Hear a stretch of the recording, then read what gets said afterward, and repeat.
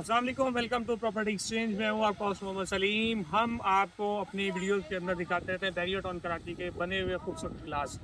लेकिन अभी हमने डिसाइड किया है, पिछली कुछ वीडियोस के अंदर भी आपने देखा और अब हम आपको इंशाल्लाह कंटिन्यूसली जो कंस्ट्रक्शन अंडर कंस्ट्रक्शन साइट्स होंगी उनकी डेवलपमेंट के हवाले से भी हम आपको दिखाएंगे, क्योंकि बहुत से कस्टमर्स ऐसे हैं, उनके में क्यूरीज आती हैं कि उनके बिल्डर्स जो हैं वो बनवा रहे थे और बनाते बनाते उनका किसी न किसी कॉन्ट्रैक्टर के साथ मिसाइब हो जाता है। तो अभी हम उनको प्रॉपर कंस्ट्रक्शन के हवाले से भी इंशाल्लाह कोशिश करेंगे कि कंस्ट्रक्शन की गाइड दी जाए, जिसमें हम मटेरियल से लेके सर्विसेज तक का टोटली कंप्लीशन लेटर तक की जो है वो आपको पूरी कंस्ट्रक्शन की जो है वो असिस्टेंस देंगे।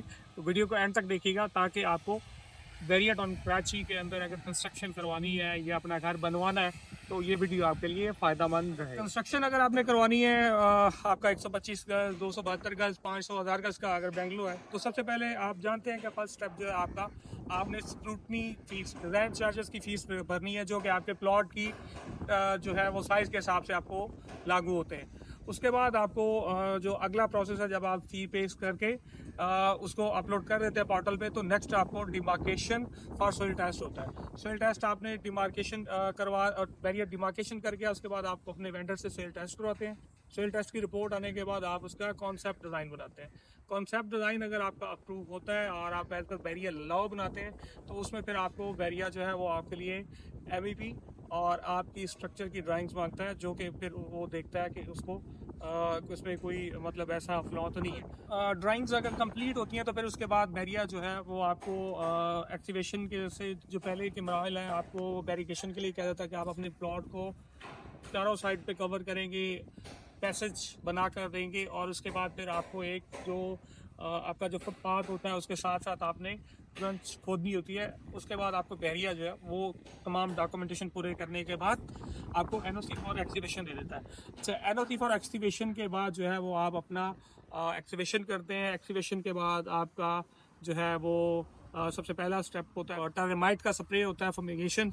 उसमें आपका जो दीमक वगैरह की शिकायत होती है उसको ख़त्म करने के लिए टर्माइट का स्प्रे होता है। उसके बाद अगर हम बात करते हैं तो उसके बाद आपका लीन आ जाता है। लीन के ऊपर फिर आप अपना लेआउट करते हैं कि आपको फाउंडेशन कैसी बनानी है। फाउंडेशन के हिसाब से फिर आपका स्ट्रक्चर के जहाँ पे बीम आने हैं, जहाँ पे कॉलम आने हैं, उस हिसाब से सारी डिवीजन होती है। आपकी जो बाउंड्री वॉल है उसकी सारी डिमार्केशन होती है। ये सारी चीज़ें बहुत एहतियाती हैं।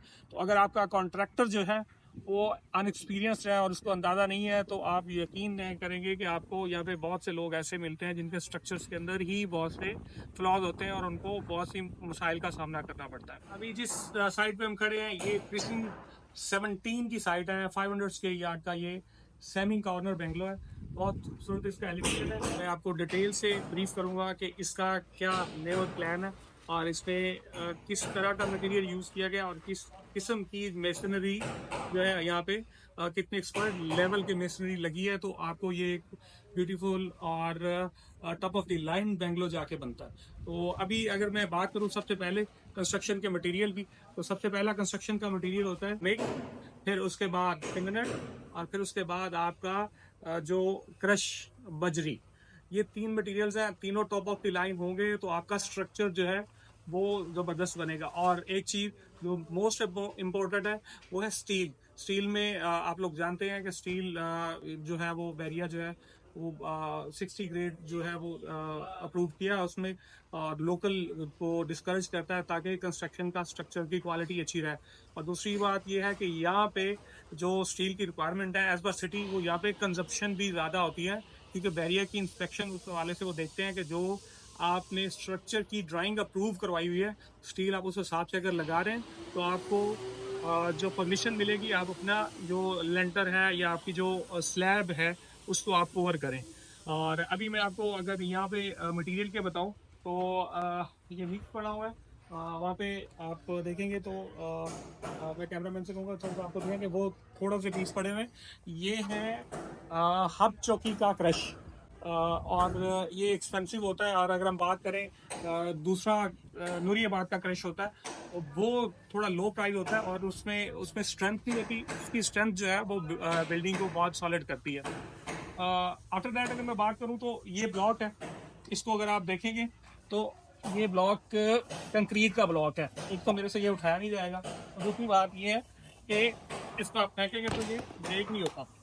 ये मजबूत ब्लॉक है और इसकी डेफिनेटली कॉस्ट भी ज़्यादा होती है, स्टेबिलिटी भी इसकी ज़्यादा होती है, कॉस्ट भी ज़्यादा होती है।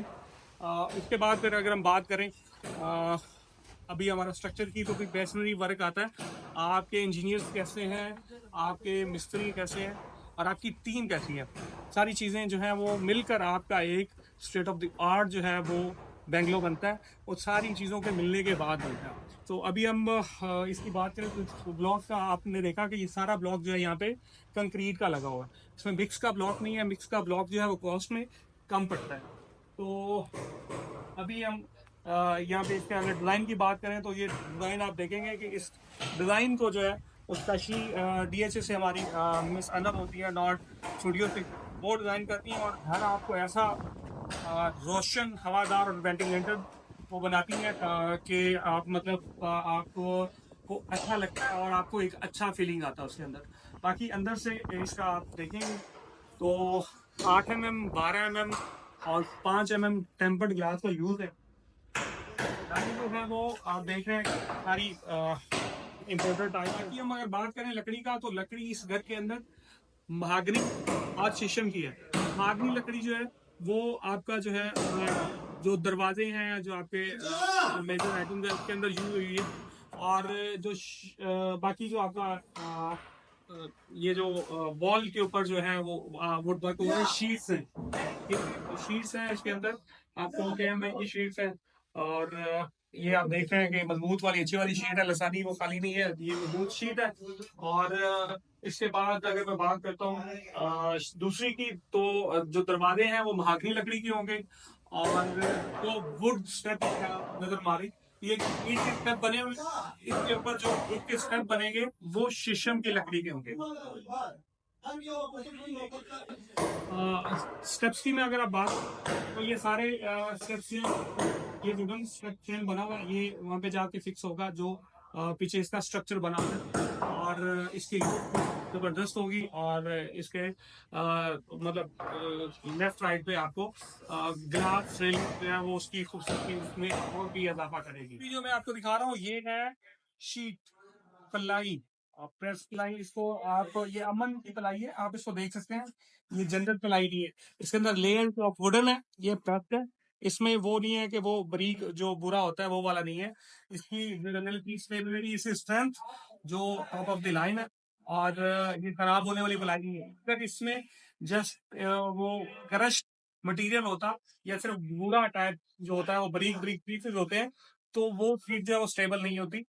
इसकी पैकिंग भी स्टेबल है, अंदर जो है वो शीट से जो दिए गए हुए हैं वो भी वुडन के हैं। तो ये शीट ऑफ क्वालिटी एक्सपेंसिव भी है और ड्यूरेबल भी है। बाकी इसके अगर हम ग्लास की बात करें तो ग्लास टेम्पर्ड ग्लास यूज किया गया है। और इनकी कीमत की मैं अगर बात करूं तो आप ये देख सकते हैं कि ये बिल्कुल स्मूथ है, बिल्कुल ये कोई फंस नहीं रहा इसके अंदर और स्मूथली ओपन हो रहा है। और इतना लूज भी नहीं है कि थोड़े से हवा के प्रेशर से धमाके से लगे। बहुत जबरदस्त चीज है। और डेफिनेटली अगर मैं बात करूं तो इस तरह की कंस्ट्रक्शन आपको एक्सपेंसिव पड़ती है, जिसमें हर चीज का आपकी लाइन अगर आप यूज करेंगे, अच्छा ब्रांड यूज करेंगे, फिर इसके बाद आपकी पेंट वर्क है, फिर इसके बाद आपका इलेक्ट्रिक वर्क है, इसके बाद फिर आपका सैनिटरी वर्क है, आप डेफिनेटली एक अच्छे ब्रांड को वापसी ऊपर जाएगी। और ये इस तरह का घर स्टार्टिंग जो है 6,500 पर्स के फिक्स से स्टार्ट होते हैं। और फिर अप टू यू कि आप 7,000, 8,000, 8,500 या 7,000, जिस तरह का आप अपना फिनिशिंग मटेरियल यूज करवाएंगे उस तरह के हिसाब से आपकी कंस्ट्रक्शन कॉस्ट ऊपर चलती जाएगी। बाकी जो इस वक्त हम आ चुके हैं घर की बेसमेंट के अंदर, और बेसमेंट में आप देखते हैं वेंटिलेशन जो है वो बिल्कुल आपको इस वक्त रोशनी कम हो रही है, शाम का टाइम है। बेसमेंट में फिर भी देखेंगे तो आपको एक खुला रोशन और मतलब उस तरह से वेंटिलेटेड घर नजर आ रहा है, बिल्कुल घूम अंधेरा नहीं है। और हवा की क्रॉसिंग के लिए भी बड़ा जबरदस्त निजाम है। इस तरह से डक्ट दी गई है, तो सामने से डक्ट है। और फिर सीढ़ियों के साथ से आपने देखा कि वो भी ग्लास वर्क है, वहां से भी वेंटिलेशन आ रहा है। बाकी ये नीचे जो है आपका डाइनिंग एरिया है और इसको खूबसूरती में इसकी इजाफा करने के लिए वुडन के ये पैनल दिए गए हुए हैं। इसी के साथ मैं वीडियो को ख़त्म की तरफ लेके जाऊंगा। बैरियटॉन कराची में अगर आपने किसी भी किस्म की कंस्ट्रक्शन करानी है और आप इंटरेस्टेड हैं अपना घर बनवाने में, तो आप हमारे स्क्रीन पे दिए गए नंबर्स पे कॉल कर सकते हैं, व्हाट्सअप कर सकते हैं। इसी के साथ अपने उस्मान मसलिम को इजाज़त दें। अपना बहुत बहुत ख्याल रखिएगा। अल्लाह हाफिज़।